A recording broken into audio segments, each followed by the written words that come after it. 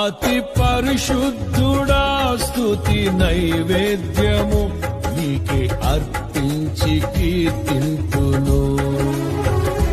నీవు నా పక్షమై నన్ను దీవించగా, నీవు నా తోడువై నన్ను నడిపించగా, జీవింతును నీ కోసమే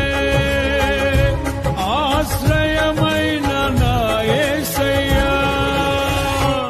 అతి పరిశుద్ధుడా స్తుతి నైవేద్యము నీకే అర్పించి కీర్తింతును.